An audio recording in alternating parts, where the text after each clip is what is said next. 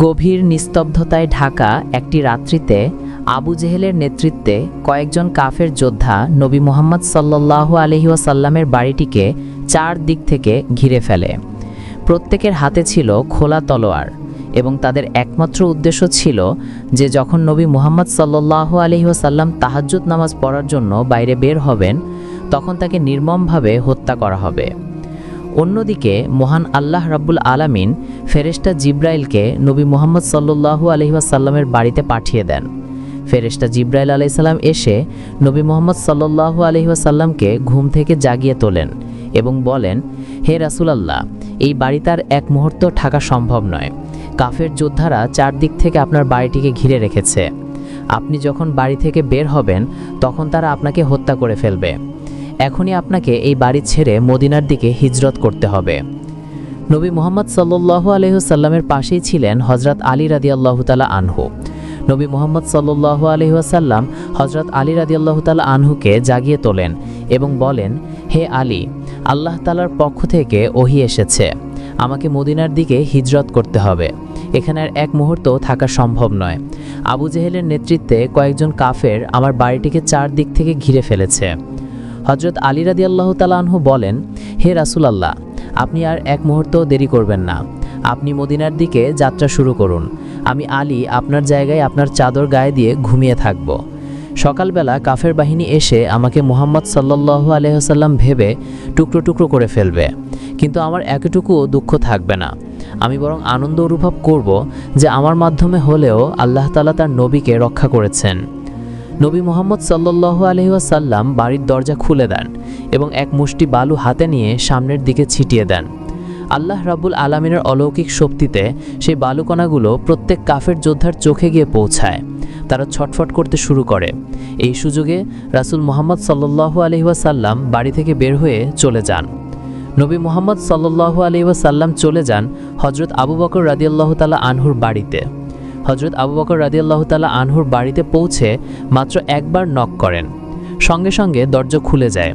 রাসূল মুহাম্মদ সাল্লাল্লাহু আলাইহি ওয়াসাল্লাম অবাক হয়ে বলেন, হে আবু বকর, এত গভীর রাতে মাত্র একবার নক করার সাথে সাথে দরজা খুলে দিলে, তুমি কি ঘুমাওনি? হযরত আবু বকর রাদিয়াল্লাহু তাআলা আনহু বলেন, হে রাসূলুল্লাহ, আজ থেকে 6 মাস আগে আপনি বলেছিলেন যে কোনো একদিন আপনি হিজরত করবেন এবং আপনার হিজরতের সাথী হব আমি আবু বকর। সেই দিন থেকে এখন পর্যন্ত কোনো রাত্রিতে আমি বিছানায় পিঠ লাগাইনি। কখন এসে আমার রাসূল আমাকে ডেকে নেবেন, আমি আবু বকরের দরজা খুলতে যদি দেরি হয়, না জানি আবু জেহেল এসে আমার নবীকে আঘাত করে। রাসূল মুহাম্মদ সাল্লাল্লাহু আলাইহি ওয়াসাল্লাম বলেন, হে আবু বকর, এখানে আর এক মুহূর্ত থাকা যাবে না, চলো আমরা মদিনার দিকে রওনা দেই। গভীর নিস্তব্ধ রাত্রিতে হযরত আবু বকর রাদিয়াল্লাহু তাআলা আনহু এবং রাসূল মুহাম্মদ সাল্লাল্লাহু আলাইহি ওয়াসাল্লাম মদিনার পথ ধরে হাঁটতে শুরু করেন। এদিকে আবু জেহেল এবং তার কাফের যোদ্ধারা বুঝতে পারে যে কেউ তাদের চোখে বালু ছিটিয়ে দিয়েছে। তারা খেয়াল করে দেখে যে মুহাম্মদ সাল্লাল্লাহু আলাইহি ওয়াসাল্লামের বাড়ির দরজা খোলা। আবু জেহেল এবং তার কাফের যোদ্ধারা নবী মুহাম্মদ সাল্লাল্লাহু আলাইহি ওয়াসাল্লামের বাড়ির ভিতরে প্রবেশ করে। ভিতরে প্রবেশ করে তারা দেখে যে নবী মুহাম্মদ সাল্লাল্লাহু আলাইহি ওয়াসাল্লামের বিছানায় নবী মুহাম্মদ সাল্লাল্লাহু আলাইহি ওয়াসাল্লামের চাদর গায়ে দিয়ে হযরত আলী রাদিয়াল্লাহু তাআলা আনহু শুয়ে আছেন। তারা হযরত আলী রাদিয়াল্লাহু তাআলা আনহুকে বলে, মুহাম্মদ সাল্লাল্লাহু আলাইহি ওয়াসাল্লাম কোথায়?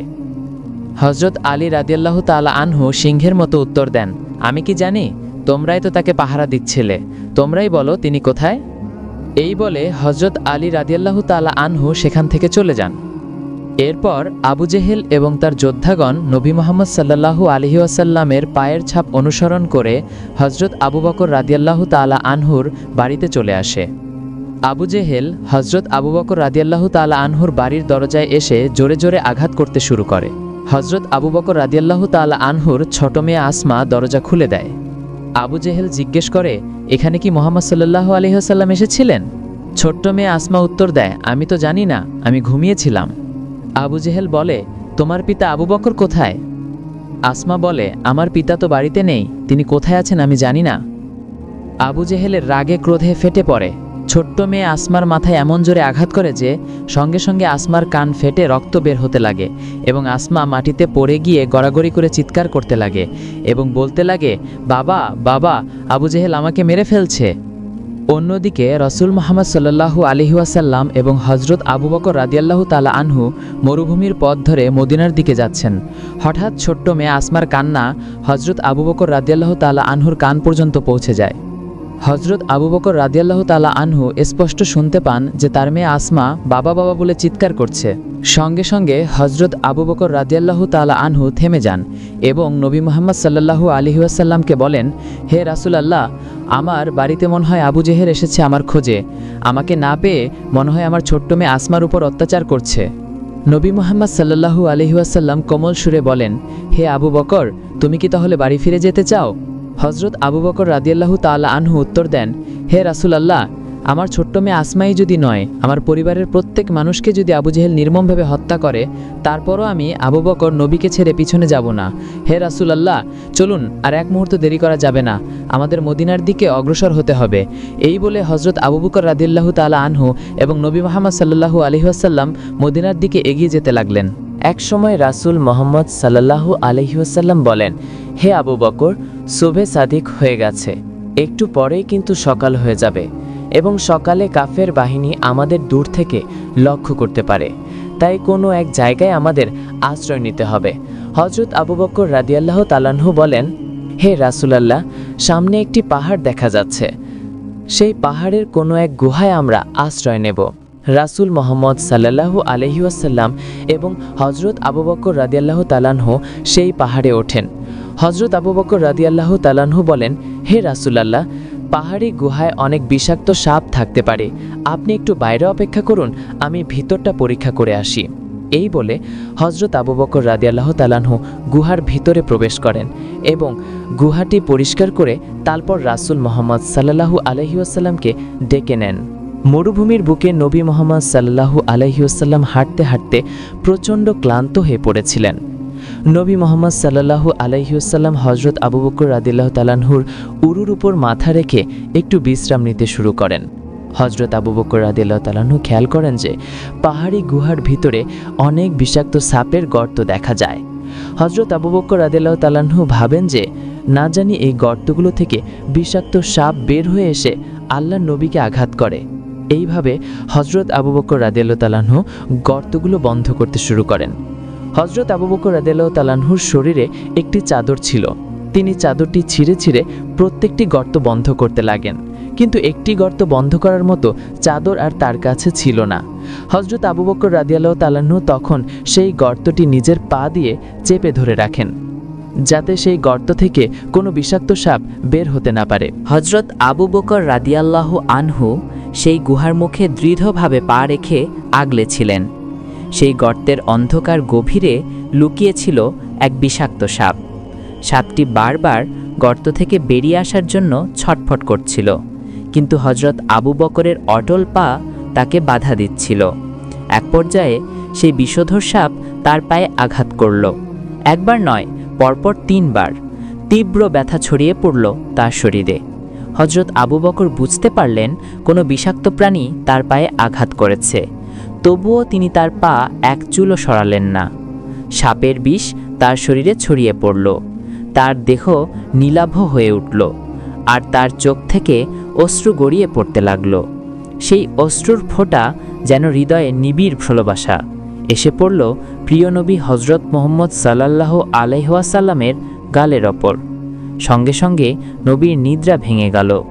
তিনি জেগে উঠে উদ্বিগ্ন কণ্ঠে বললেন, হে আবু বকর, তোমার কি হয়েছে? তুমি কেন কাঁদছ? তোমার কি পরিবারের কথা মনে পড়ছে? স্ত্রী সন্তানের জন্য মন কেমন করছে? হজরত আবু বকর রাদিয়াল্লাহু আনহু গভীর ভক্তি ও ভালোবাসায় বললেন, ইয়া রাসূলুল্লাহ, হে আল্লাহর প্রিয় নবী, আমি আল্লাহর কসম করে বলছি, আমার স্ত্রী, সন্তান বা পরিবারের প্রতি মায়া মমতা কখনোই আপনার প্রতি আমার ভালোবাসার চেয়ে বড় হতে পারে না। আমি কাঁদছি কারণ সম্ভবত কোনো বিষাক্ত সাপ আমার পায়ে কামড় দিয়েছে। এ কথা শুনে প্রিয় নবী সাল্লাল্লাহু আলাইহি ওয়াসাল্লাম তৎক্ষণাৎ হজরত আবু বকরের পায়ে তার মুবারক মুখে লালা লাগিয়ে দিলেন। আল্লাহ রব্বুল আলামিনের অসীম কুদরতে মুহূর্তের মধ্যে হজরত আবু বকর সাপের বিষ থেকে সম্পূর্ণ মুক্ত হলেন। এমন সময় আবু জেহেলের নেতৃত্বে কাফের বাহিনী সে পাহাড়ে পৌঁছে যায়। তারা নবী মুহাম্মদ সাল্লাল্লাহু আলাইহি সাল্লাম এবং হজরত আবু বকর রাদিয়াল্লাহু তাআলা আনহুর পায়ের ছাপ অনুসরণ করে সেই পাহাড়ের গুহার কাছে চলে যায় এবং তারা একে অপরকে বলতে লাগে, কি ব্যাপার, এখান থেকে আর কোনো দিকে পায়ের ছাপ দেখা যাচ্ছে না। আবু জেহেল তাদের আদেশ দেয়, তোমরা এই পাহাড়টি ভালোভাবে অনুসন্ধান করো, নিশ্চয়ই এই পাহাড়ের মধ্যেই মুহাম্মদ সাল্লাল্লাহু আলাইহি সাল্লাম লুকিয়ে আছেন, তাকে পাওয়া মাত্রই তোমরা হত্যা করবে। আবু জেহেলের যোদ্ধাগণ পাহাড়টি তল্লাশি করতে শুরু করে। তারা তল্লাশি করতে করতে এক পর্যায়ে সেই গুহার সামনে চলে যায়, যে গুহায় নবী মুহাম্মদ সাল্লাল্লাহু আলাইহি সাল্লাম এবং হজরত আবু বকর রাদিয়াল্লাহু তাআলা আনহু আশ্রয় নিয়েছেন। মহান আল্লাহ রব্বুল আলমিনের আদেশে সেই পাহাড়ি গুহার মুখে একটি মাকড়সা এসে জাল বোনে এবং একটি কবুতর সে পাহাড়ি গুহার মুখে বাসা বেঁধে ডিম পাড়তে থাকে। আবু জেহেলের দুইজন কাফের যোদ্ধা সেই গুহার কাছে আসে। একজন কাফের যোদ্ধা বলে, আমি নিশ্চিত যে এই গুহার ভিতরেই মোহাম্মদ এবং আবু বকর ঢুকেছে। অন্যজন কাফের যোদ্ধা বলে, আরে বোকা, এই গুহার ভিতরে মানুষ কি করে ঢুকবে? তুমি দেখছো না যে এই গুহার মুখে মাকড়সার জাল রয়েছে এবং গুহার সামনে একটি কবুতর ডিম পাড়ছে? কোনো মানুষ যখন এই গুহার ভেতরে ঢুকবে সঙ্গে সঙ্গে সেই কবুতরটি উড়ে যাবে এবং মাকড়সার জাল ছিঁড়ে যাবে। আবু জেহেলের যোদ্ধারা পুরো পাহাড় তল্লাশি করেও নবী মুহাম্মদ সাল্লাল্লাহু আলাইহি সাল্লামকে খুঁজে পায় না। তারপর তারা নিশ্চিত হয় যে নবী মুহাম্মদ সাল্লাল্লাহু আলাইহি সাল্লাম এখানে নেই। এই ভেবে তারা সেখান থেকে ফিরে চলে যায়। অতঃপর আবু জেহেলের কাফের যোদ্ধারা যখন সেখান থেকে চলে যায়, নবী মুহাম্মদ সাল্লাল্লাহু আলাইহি সাল্লাম এবং হজরত আবু বকর রাদিয়াল্লাহু তাআলা আনহু সেই পাহাড়ি গুহা থেকে বের হয়ে মদিনার দিকে আবার যাত্রা শুরু করেন। প্রচণ্ড রোদে উত্তপ্ত মরুভূমিতে হাঁটতে হাঁটতে তারা অনেক ক্লান্ত হয়ে পড়েন। নবী মুহাম্মদ সাল্লাল্লাহু আলাইহি সাল্লাম বলেন, হে আবু বকর, তুমি দেখো তো সামনে কোনো বাড়িঘর দেখা যায় কিনা? আমরা প্রচণ্ড ক্ষুধার্ত এবং তৃষ্ণার্ত। সামনে যদি কোনো বাড়িঘর দেখা যায় তাহলে সেখান থেকে আমরা কিছু খাবার অথবা পানি পেতে পারি। হজরত আবু বকর রাদিয়াল্লাহু তাআলা আনহু বলেন, হে রাসূলুল্লাহ, এই মরুভূমিতে তো কোনো বাড়িঘর দেখা যাচ্ছে না, তবে ওই যে একটু দূরে একটি বাড়ির মতো কিছু একটা দেখা যাচ্ছে, চলুন আমরা সেদিকে অগ্রসর হই। কিছু দূর পথ অগ্রসর হওয়ার পর নবী মুহাম্মদ সাল্লাল্লাহু আলাইহি সাল্লাম এবং হজরত আবু বকর রাদিয়াল্লাহু তাআলা আনহু সেই বাড়িটির কাছে পৌঁছান এবং তারা অনেক আশ্চর্য এবং অবাক হয়ে যান। আশপাশে কোনো বাড়িঘর নেই। এরকম নির্জন এক মরুভূমিতে এই বাড়ি কোথা থেকে এলো? এত কিছু না ভেবে নবী মুহাম্মদ সাল্লাল্লাহু আলাইহি সাল্লাম এবং হজরত আবু বকর রাদিয়াল্লাহু তাআলা আনহু সেই বাড়ির ভেতরে প্রবেশ করেন। নবী মুহাম্মদ সাল্লাল্লাহু আলাইহি সাল্লাম বলেন, হে আবু বকর, তুমি দেখো তো বাড়িতে কেউ আছে কিনা? হজরত আবু বকর রাদিয়াল্লাহু তাআলা আনহু বলেন, বাড়িতে কেউ কি আছেন? আমরা দুইজন মুসাফির, আমরা প্রচণ্ড তৃষ্ণার্ত এবং ক্ষুধার্ত। সেই ঘরের ভেতরে একজন নারী ছিলেন। সেই নারীর নাম ছিল উম্মে মাবাদ। উম্মে মাবাদ ঘর থেকে উত্তর দেন, আপনারা কোথা থেকে এসেছেন? হজরত আবু বকর রাদিয়াল্লাহু তাআলা আনহু বলেন, আমরা মক্কা থেকে মদিনার দিকে যাত্রা করেছি। আমরা মরুভূমিতে চলতে চলতে প্রচণ্ড তৃষ্ণার্ত এবং ক্ষুধার্ত। উম্মে মাবাদ বলেন, হে পথিক, আমার ঘরে তো কোনো প্রকার খাবার নেই। আমার স্বামী সারাদিন মরুভূমিতে ছাগল চড়ান এবং সন্ধ্যাবেলা সেই ছাগলগুলো নিয়ে আসেন। সেই ছাগল থেকে সামান্য কিছু দুধ পাওয়া যায়, সেই দুধ খেয়ে আমরা স্বামী স্ত্রী রাত্রি যাপন করি। হজরত আবু বকর রাদিয়াল্লাহু তাআলা আনহু বলেন, হে বোন, আপনি কি আমাদের একটু পানি দিতে পারবেন? আমরা প্রচণ্ড তৃষ্ণার্ত। উম্মে মাবাদ বলেন, হে পথিক, আমরা মরুভূমিতে বাস করি, এখানে পানি পাওয়া অসম্ভব ব্যাপার। তবে আমার স্বামী যখন কাজ থেকে ফিরে আসবেন তিনি সামান্য কিছু পানি নিয়ে আসতে পারেন। আপনারা চাইলে সেই সময় পর্যন্ত অপেক্ষা করতে পারেন। রাসূলুল্লাহ সাল্লাল্লাহু আলাইহি ওয়াসাল্লাম তার দৃষ্টি ফেরালেন এবং দেখলেন উম্মে মাবাদের ঘরের সামনে একটি ছাগল দড়িতে বাঁধা রয়েছে। তিনি হজরত আবু বকর রাদিয়াল্লাহু আনহুকে বললেন, হে আবু বকর, তুমি এই মহিলার কাছ থেকে অনুমতি নাও, আমরা কি এই ছাগলের দুধ দহন করে পান করতে পারি? হজরত আবু বকর তৎক্ষণাৎ উম্মে মাবাদের কাছে গিয়ে নম্র কণ্ঠে বললেন, হে বোন, আপনি যদি আমাদের অনুমতি দেন তবে আমরা আপনার এই ছাগল থেকে কিছু দুধ নিয়ে পান করতে চাই। ঘরের ভেতর থেকে উম্মে মাবাদ উত্তর দিলেন, হে পথিক, এই ছাগলটি তো প্রচণ্ড অসুস্থ, এতটাই দুর্বল যে এটি উঠে দাঁড়াতে পারছে না। তাছাড়া এটি কখনো বাচ্চা প্রসবও করেনি, তাহলে এই ছাগল থেকে আপনারা দুধ পাবেন কিভাবে? হজরত আবু বকর শান্তভাবে হেসে বললেন, হে বোন, আপনি শুধু অনুমতি দিয়ে দেখুন। হজরত আবু বকরের এই রহস্যময় কথায় উম্মে মাবাদ বিস্ময়ে হতবাক হয়ে গেলেন। একটি ছাগল যে এতটাই অসুস্থ যে দাঁড়াতে পারে না, যার কখনো বাচ্চা হয়নি, সেই ছাগল থেকে দুধ পাওয়ার কথা? এই অসম্ভব কথায় তার মন বিচলিত হয়ে উঠল। কৌতূহলী হয়ে তিনি ঘরের জানালা খুলে এই দুই পথিকের মুখ দেখার ইচ্ছা করলেন। জানালা খুলতেই তার দৃষ্টি পড়ল রাসূলুল্লাহ সাল্লাল্লাহু আলাইহি ওয়াসাল্লামের নুরানি মুখমণ্ডলের উপর। তিনি বিস্ময়ে হতবাক হয়ে গেলেন এবং বলে উঠলেন, আমি আমার জীবনে কখনো এত সুন্দর মানুষ দেখিনি, এত নুরানি, এত মহিমময় কি কোনো মানুষ হতে পারে? উম্মে মাবাদ বিস্ময়ে মুগ্ধ হয়ে নবীজির দিকে তাকিয়ে লইলেন। তারপর বললেন, ঠিক আছে, আমি অনুমতি দিলাম। যদি আপনারা এই ছাগল থেকে দুধ দহন করতে পারেন তবে নিশ্চয়ই তা পান করতে পারবেন। রাসূলুল্লাহ সাল্লাল্লাহু আলাইহি ওয়াসাল্লাম হযরত আবু বকরকে বললেন, আবু বকর, তুমি এই মহিলার কাছ থেকে একটি পাত্র নিয়ে এসো। উম্মে মাবাদ তাদের একটি পাত্র দিলেন। নবীজি বললেন, আবু বকর, এই পাত্রটি অনেক ছোট, তুমি আরো বড় পাত্র নিয়ে এসো। উম্মে মাবাদ তখন একটি বড় আকারের পাত্র এনে দিলেন। রাসূলুল্লাহ সাল্লাল্লাহু আলাইহি ওয়াসাল্লাম সেই বড় পাত্রটি হাতে নিয়ে ছাগলের কাছে গেলেন। বিসমিল্লাহ বলে তিনি ছাগলের মাথায় হাত রাখলেন। সঙ্গে সঙ্গে সেই অসুস্থ জরাজীর্ণ ছাগল অলৌকিকভাবে সুস্থ হয়ে উঠল। তিনি আবার বিসমিল্লাহ বলে ছাগলের ওলানে হাত ছুঁয়ে দিলেন। তৎক্ষণাৎ ছাগলের ওলান দুধে পরিপূর্ণ হয়ে উঠল, এতটাই যে দুধের ভারে ছাগলটি ছটফট করতে লাগলো। রাসূলুল্লাহ সাল্লাল্লাহু আলাইহি ওয়াসাল্লাম দুধ দহন শুরু করলেন এবং সেই বিশাল পাত্রটি ছাগলের দুধে ভরে গেল। তিনি হযরত আবু বকরকে বললেন, আবু বকর, তুমি এই দুধ থেকে পান করো। হযরত আবু বকর বললেন, ইয়া রাসূলুল্লাহ, আপনি আগে পান করুন। নবীজি বললেন, আবু বকর, তা কখনো হতে পারে না, তুমি আগে পান করো, তারপর আমি পান করব।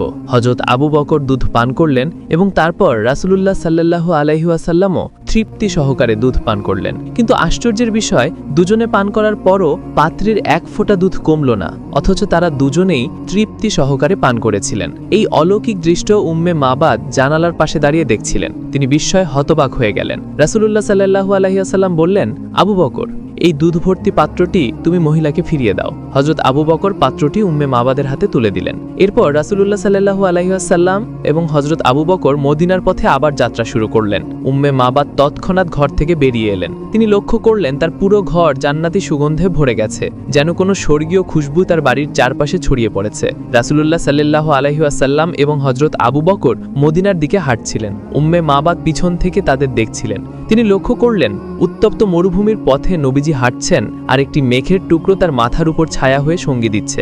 বিকেলবেলা উম্মে মাবাদের স্বামী ছাগল চড়িয়ে বাড়ি ফিরলেন। তিনি বিস্ময়ে বলে উঠলেন, হে উম্মে মাবাদ, আজ আমার বাড়িতে কি ঘটেছে? আমি যেন জান্নাতি সুগন্ধ পাচ্ছি, আমার বাড়ির চারদিকে যেন স্বর্গীয় খুশবু ছড়িয়ে আছে। আজ কি ঘটলো এখানে? উম্মে মাবাদ বললেন, হে আমার স্বামী, আজ আমাদের বাড়িতে অলৌকিক এবং আশ্চর্যজনক ঘটনা ঘটেছে। মক্কা থেকে দুজন মহান ব্যক্তি এসেছিলেন। তাদের মধ্যে একজনের সৌন্দর্য এতটাই অপরূপ যে কিয়ামত পর্যন্ত তার প্রশংসা করলেও তা শেষ হবে না।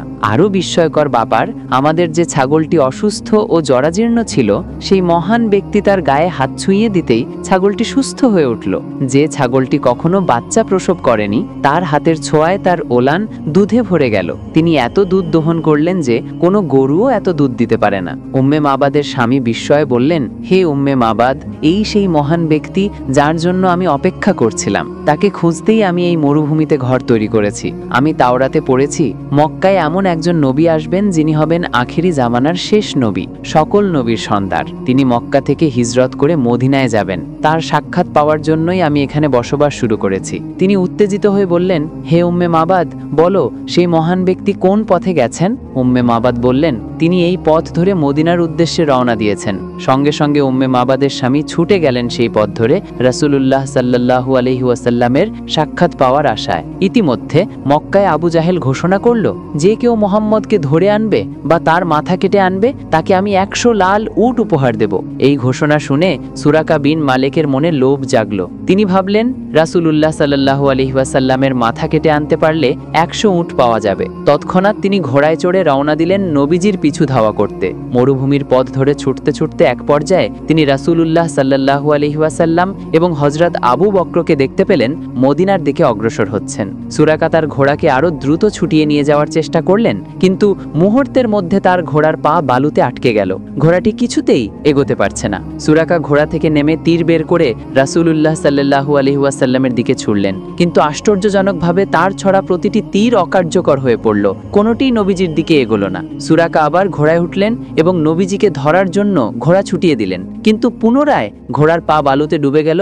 এবার এতটাই গভীরভাবে যে ঘোড়ার পিঠ পর্যন্ত বালুতে ডুবে গেল। সুরাকা আবার নেমে তীর ছুড়লেন, কিন্তু আগের মতোই সব তীর ব্যর্থ হলো। তখন সুরাকা বিন মালিকের মনে হলো, নিশ্চয়ই এই দুজনকে কেউ হেফাজত করছে, তা না হলে তার মতো শক্তিশালী যোদ্ধার হাত থেকে তারা বেঁচে যায় কিভাবে। তিনি দূর থেকে ডাক দিলেন, ইয়া মুহাম্মদ, রাসূলুল্লাহ সাল্লাল্লাহু আলাইহি ওয়াসাল্লাম তার ডাক শুনে থেমে গেলেন। সুরাকা ছুটে গিয়ে নবীজির কাছে পৌঁছলেন এবং বললেন, হে মুহাম্মদ ইবনে আব্দুল্লাহ, আমি এসেছিলাম আপনাকে হত্যা করতে, কিন্তু এখন আমার মনে হচ্ছে আপনাকে উপর থেকে কেউ হেফাজত করছে। আপনার জন্য আমার শুভ কামনা, আপনি নিরাপদে মদিনায় পৌঁছে যান। এই বলে সুরাকা কিছু খাবার ও পানি নবীজিকে দিতে চাইলেন, কিন্তু রাসূলুল্লাহ সাল্লাল্লাহু আলাইহি ওয়াসাল্লাম তা গ্রহণ করলেন না। তিনি বললেন, তোমার দেওয়া খাবার বা পানির কোনো প্রয়োজন আমার নেই, তবে আমি তোমাকে অনুরোধ করছি, আমি মদিনার পথে রওনা হয়েছি, এই কথা তুমি কাউকে বলবে না। সুরাকা সেখান থেকে বিদায় নিয়ে মক্কার দিকে ফিরে গেলেন। মক্কায় ফিরে সুরাকা দেখলেন শত শত মক্কাবাসী 100 উটের লোভে রাসূলুল্লাহ সাল্লাল্লাহু আলাইহি ওয়াসাল্লামের মাথা কাটতে রওনা দিয়েছে। সুরাকা তাদের থামিয়ে বললেন, তোমরা কোথায় যাচ্ছ? তারা বলল, মুহাম্মদের মাথা কাটতে। সুরাকা বললেন, এদিকে মুহাম্মদ নেই, আমি অনেক দূর পর্যন্ত গিয়েছিলাম, কিন্তু তাকে কোথাও পাইনি। তার কথায় বিশ্বাস করে সকলে মক্কায় ফিরে গেল। অন্যদিকে মদিনার মানুষ রাসূলুল্লাহ সাল্লাল্লাহু আলাইহি ওয়াসাল্লামের আগমনের জন্য অধীর আগ্রহে অপেক্ষা করছিল। রাসূলুল্লাহ এবং হযরত আবু বকর 8 দিন ধরে মরুভূমির পথ পাড়ি দিলেন। মদিনার শিশুরা নবীজির নুরানি মুখ দেখার আশায় খেজুর গাছের ডালে উঠে মরুভূমির পথের দিকে তাকিয়ে থাকত। একদিন দুপুরে প্রচণ্ড রোদে মদিনার মানুষ নবীজিকে বরণ করতে সীমান্তে অপেক্ষা করছিল। এক ইহুদি কোনো কাজে পাহাড়ে উঠেছিল। সেখান থেকে সে দেখল মরুভূমির পথ ধরে দুজন সাদা পোশাক পরা ব্যক্তি এগিয়ে আসছেন। তার মনে কোনো সন্দেহ রইল না যে এই দুজনের একজন নিশ্চয়ই রাসূলুল্লাহ সাল্লাল্লাহু আলাইহি ওয়াসাল্লাম। সে তৎক্ষণাৎ পাহাড় থেকে নেমে মদিনায় খবর ছড়িয়ে দিল, যার জন্য আমরা কয়েকদিন ধরে অধীর আগ্রহে অপেক্ষা করছি তিনি এসে গেছেন। এই খবর মদিনার প্রতিটি ঘরে পৌঁছে গেল। শিশু, কিশোর, বৃদ্ধ সকলে মদিনার সীমান্তে ছুটে গেল নবীজিকে বরণ করতে। মদিনাবাসী সাদরে রাসূলুল্লাহ সাল্লাল্লাহু আলাইহি ওয়াসাল্লামকে গ্রহণ করলেন। শিশুরা দফ বাজিয়ে কবিতা আবৃত্তি করে তাকে শুভেচ্ছা জানাতে লাগল।